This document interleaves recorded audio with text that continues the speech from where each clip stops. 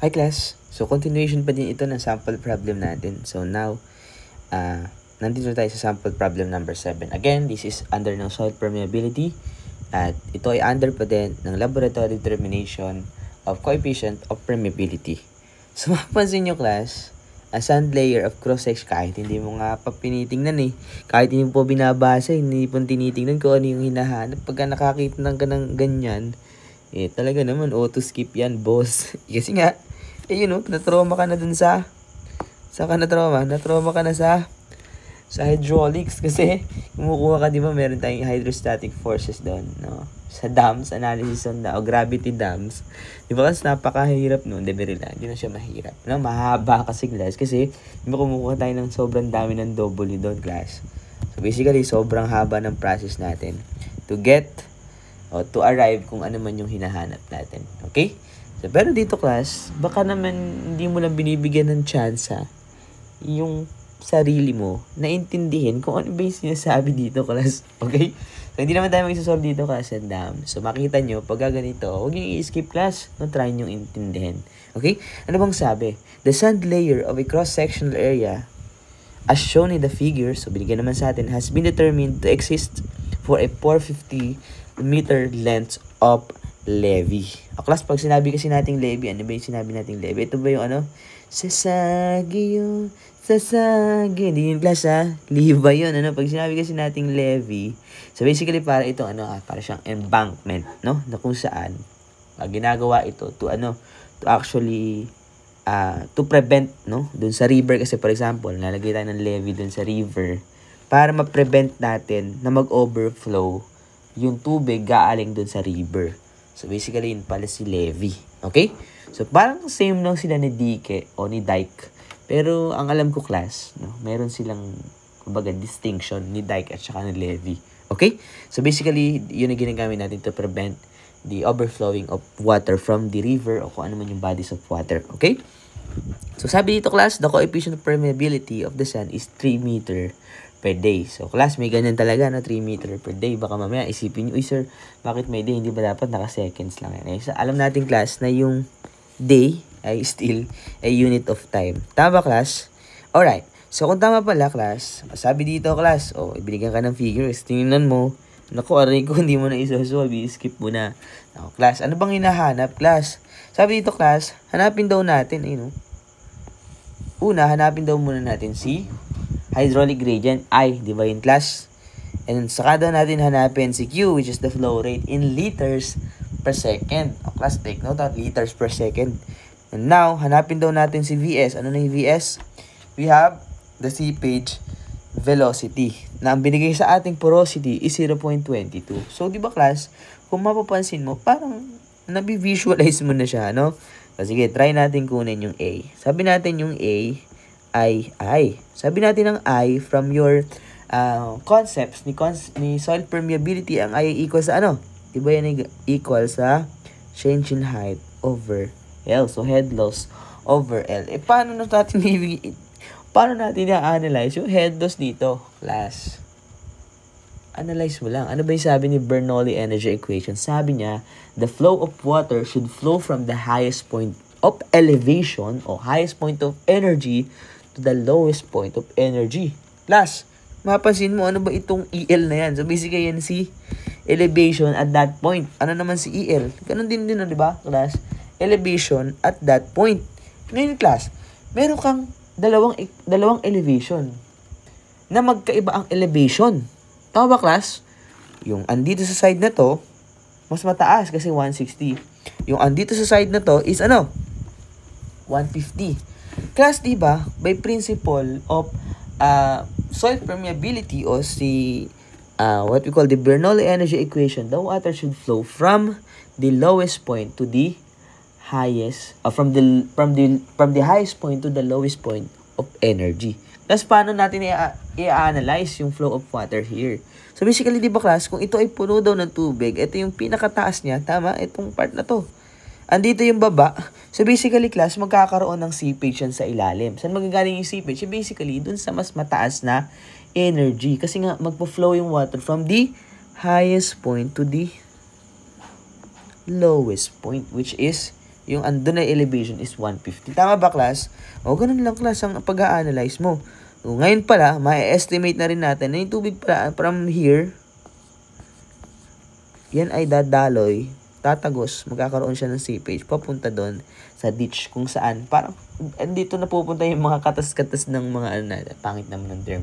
So, basically, yung kumakatas o yung seepage, no? Yung water seepage from your, say, for example, ito ay river, ay doon siya napupunta sa ditch. So, basically, yung concept ni Bernoulli energy equation, tama naman, kasi mataas ang elevation here. So, basically, yung seepage, papunta siya dun sa ditch. Okay? So, ano ba yung tinatawag nating impervious at saka meron kasi tayong tinatawag na impervious at saka permeable. Pag sinabi kasi nating permeable, basically, it permeates water. So, basically, inaalaw nito na yung tubig ay mag-flow dun sa soil. However, pag sinabi naman natin impervious, so kabaliktaran naman. So, hindi niya inaalaw na dumalo yung tubig o magkaroon ng flow of water. Kasi bakit? Basically, wala itong interconnected voids kasi kaya hindi mag-flow yung water doon. Impervious layer yon. Okay? So, kung ganun pala, class, hanapin na natin si A. Simply, di ba, class, yung change in elevation mo o yung change in height mo is basically what? Yun lang yun actually, class, no? Di ba? Para makuha mo yung change in elevation, actually. Ito lang yan, class. Di ba, class? Ano yun? Di basically, yung elevation here, elevation nun, kunin mo lang yung difference. Makukuha mo na si head loss. Yun lang siya, class. Mahirap ba intindihin? Basically, kumbaga, kung i-judge mo, mahirap. Pero alam mo naman, yung concept, kailangan alam natin from the lowest point to the highest point. No? Okay? Ay, from the highest point to the lowest point. Nalito na ang pugi. Anyway, sige, tuloy natin. So, ito pala ay magiging 160 minus 150 all over L. Ano yung L natin? Ayun lang. Patay na. Ano ba yung L na gagamitin? Kasi binigyan tayo ng L dito, 450 meters. Class, ito ba yung gagamitin natin? Ano ba sabi? Length of levee daw, So, class, sige. Ganito. 1 to 2. Sana mag-gets nyo yung concept na to, Ano sabi natin sa length of flow? Di ba kasi pag sinabi natin length of soil, dapat, parallel siya dun sa direction ng flow. Class, yung direction ng flow natin, pag ganito, di ba? Pag ganyan. Tama ba, class? Kakatash siya dun. Magkakaroon siya ng water seepage papunta dun sa ditch. Okay, kung ganyan pala, class, anong gagamitin natin? Si 120 ba, class? Si 120 ba, class? O si 450? Kaso, class, sige nga, ano ba kasi yung 450 na yan? Hindi ba yan yung length of soil natin na gagamitin? Class, hindi. Ganito yan. Yung 450, hindi natin siya nakikita. Bakit? Kasi nga, wala naman siya dito, class. Basically, bakit? Yung 450 kasi na tinutukoy here, na length of levee ay yun po, ay perpendicular to the screen. Kaya hindi na siya makikita. Paano natin siya makikita? Ito lang yan, class. Okay?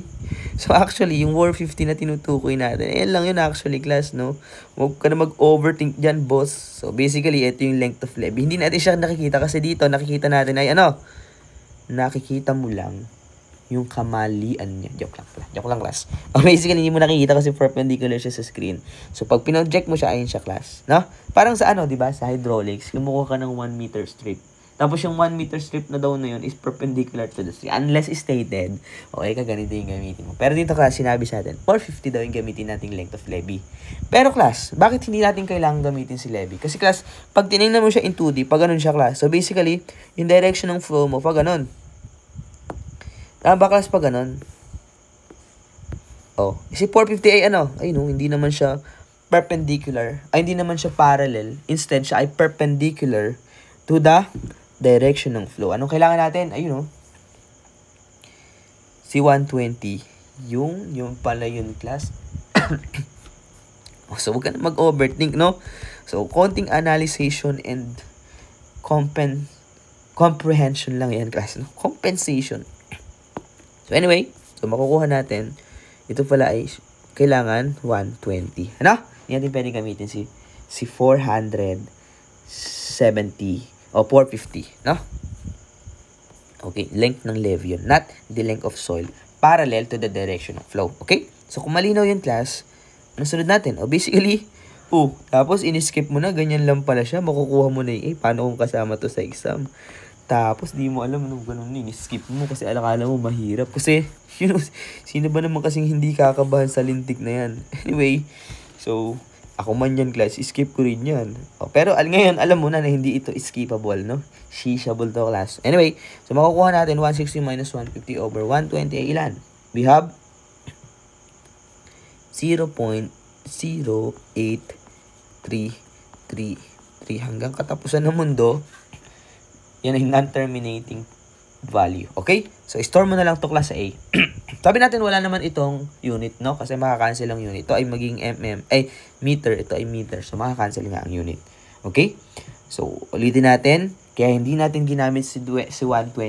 Kaya hindi natin ginamit si 450 instead ng ginamit natin si 120. Kasi, yung L natin should be along the direction ng flow. Alright? So, kung nakuha na yun, class, punta na tayo sa B. Ganun lang pala, ano? Tapos, in-skip mo na.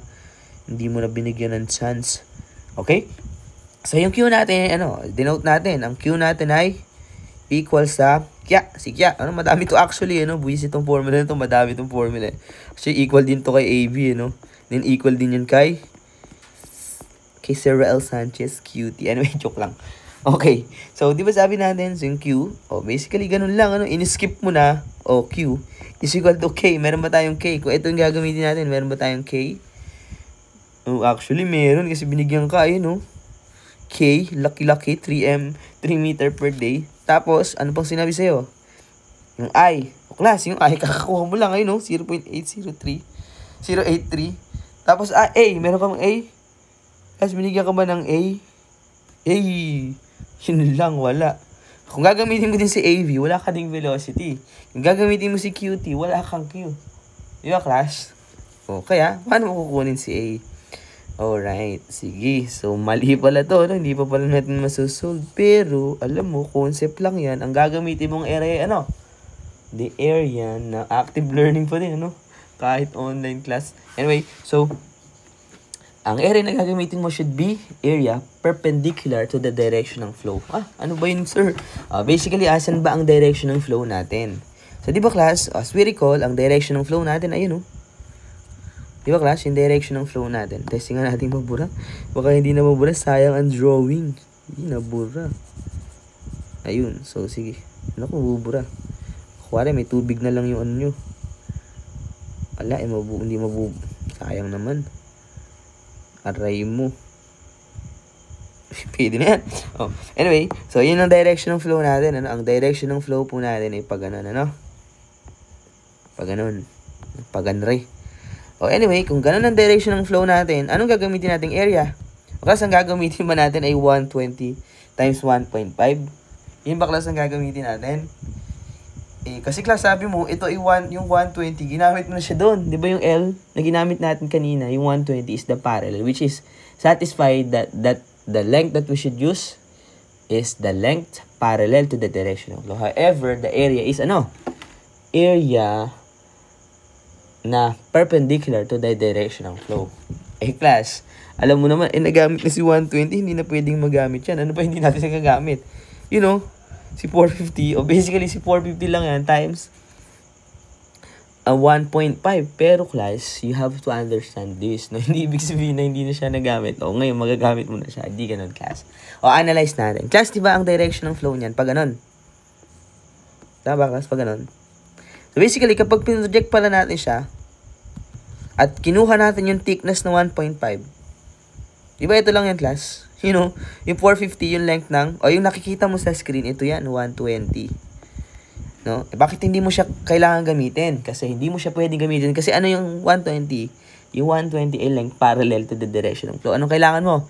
The area perpendicular to the direction ng flow. Anong area na gagamitin mo? Di siyempre, yung thickness, tapos kung ano yung length na perpendicular sa direction ng flow. Tama ba, class? So, ang area na kailangan mo palang gamitin ay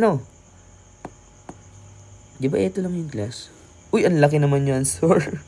Actually, ito lang yung kailangan. Ay, ang laki pa din. Ito, class, yung kailangan mong gamitin. Tama ba, class? Na area. Kasi dyan tatama yung iyong, pag ganun yan class no? Pag ganun. Tama ba class? O na-imagine? O I hope na-imagine, ano? Kasi tama naman, ano? Yung area na yun, kung titingnan natin ng 2D, o class, ito for example yung direction ng flow mo. Tingnan natin kung mas mabivisualize, no? Tapos ito yung 450 actually, no? Pag ganyan natin siya nakikita.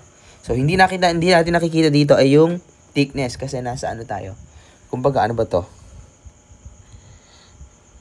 Side view ba to, class? O parang nasa isomet, o ano ba tawag dito? O side view, no? Okay? So, yung pala class, no? Kaya hindi natin gagamitin si 120, ano? Instead, ang gagamitin po natin ay si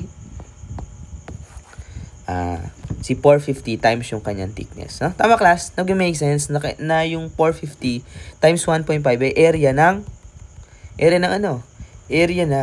area perpendicular to the direction of flow, no? I hope na naintindihan class yung concept na yan, no? Concept based lang yan. Anyway, so ang area pala natin, bago natin makuha si Kia, ang area natin ay class, pwede nga siguro i-direct na lang natin to, no? Yung Q natin ay equal sa K. Ano yung K natin? Di ba we have 3 meter per day. Ang I natin ilan? 0.0833, ano? Diyan ay non-terminating value, ano? Then yung area na nga nagagamit, alam natin na perpendicular to the direction of flow. We have 1.5 times, ano yun? 450. So, ito ay both naka-meter. So, basically, consistency of units, masasatisfy na natin, ano? O, ilan na makukuha natin? So, basically, Q ay equal sa ilan? Ito kay naka-M squared. So, basically, M cube, ano? So, basically, ilan?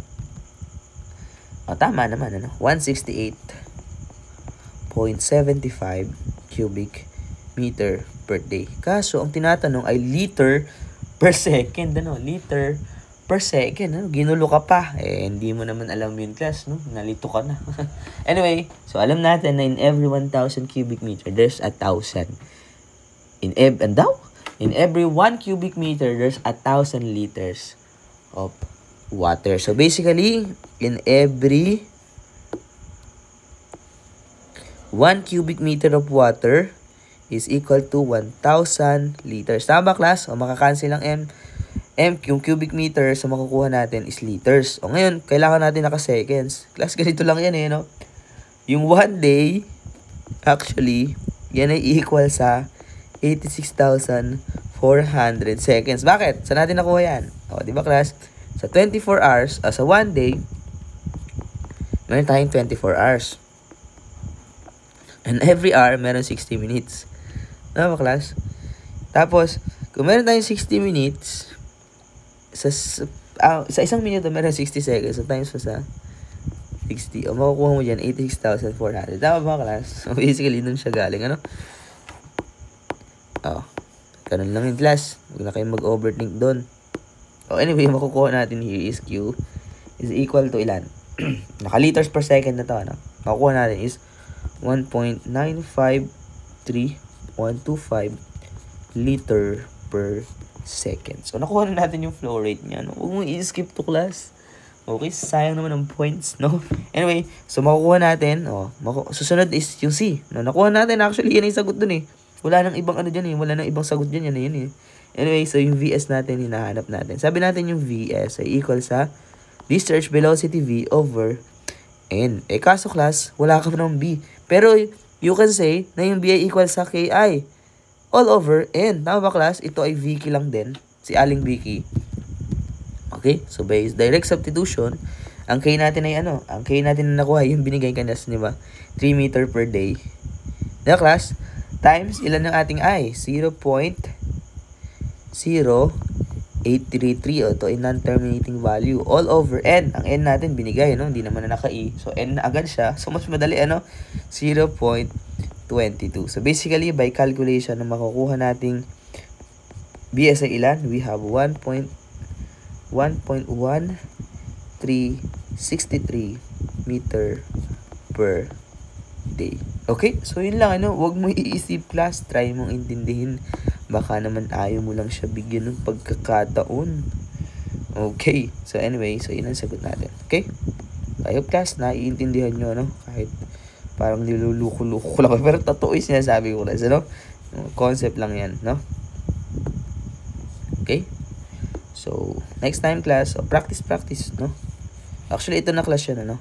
Yung sample problem number 7 natin. Yan lang. Thank you.